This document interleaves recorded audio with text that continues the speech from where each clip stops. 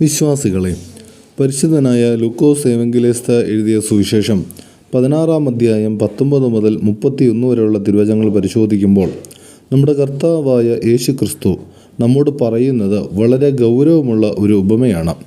സമ്പന്നനും ലാസറിൻ്റെയും ഉപമ. ഇതൊരു സാധാരണ കഥയല്ല. മനുഷ്യജീവിതത്തിൻ്റെ നിത്യഫലത്തെക്കുറിച്ചുള്ള ശക്തമായ ഒരു ആത്മീയ മുന്നറിയിപ്പാണ്. ഈ വചനത്തിൽ ഒരു സമ്പന്നൻ ആഡംബരമായി ജീവിക്കുന്നു. അവൻ്റെ വീട്ടുവാതിൽക്കൽ ലാസർ എന്ന ദരിദ്രൻ കിടക്കുന്നു. അവൻ വിശന്നും രോഗബാധിതനായും ജീവിക്കുന്നു. സമ്പന്നൻ അവനെ അവഗണിക്കുന്നു. പിന്നീട് ഇരുവരും മരിക്കുന്നു. ലാസർ അബ്രഹാമിൻ്റെ അരിക്കൽ ആശ്വാസത്തിൽ എത്തുന്നു.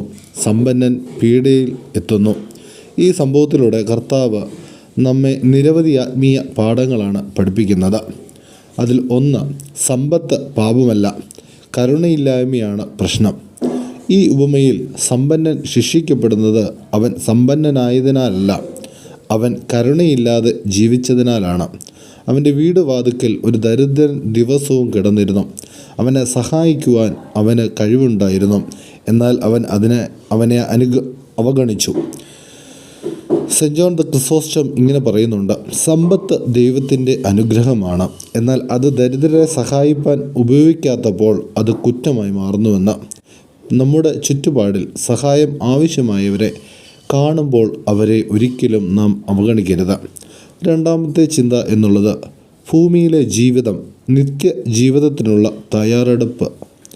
ലാസർ ഭൂമിയിൽ കഷ്ടം അനുഭവിച്ചു, എന്നാൽ അവൻ ദൈവത്തിൽ വിശ്വസിച്ചു. അതിനാൽ മരണത്തിന് ശേഷം അവൻ ആശ്വാസം പ്രാപിച്ചു. സമ്പന്നൻ ഭൂമിയിൽ ആഡംബരത്തിൽ ജീവിച്ചു, എന്നാൽ ദൈവത്തെ അവഗണിച്ചു.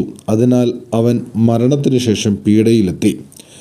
വലിയമാർ ബസേലിയോസ് എന്ന സഭാപിതാവ് പറയുന്നു, നമ്മുടെ ജീവിതം നിത്യ ജീവിതത്തിനുള്ള തയ്യാറെടുപ്പാണ് എന്ന്.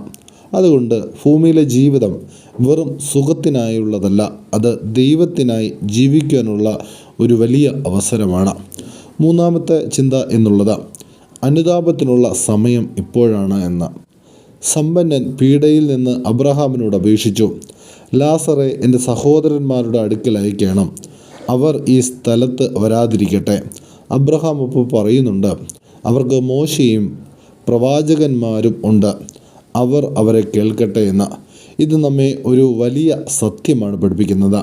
മരണശേഷം അനുതാപത്തിന് അവസരമില്ല. സെൻറ്റ് എഫ്രേം ദ സിറിയൻ പറയുന്നുണ്ട്, അനുതാപത്തിൻ്റെ വാതിൽ തുറന്നിരിക്കുന്നു, ഈ ജീവിതത്തിൽ മാത്രമാണ് എന്ന്. പ്രിയമുള്ളവരെ, ഈ ചിന്തകളിൽ നിന്ന്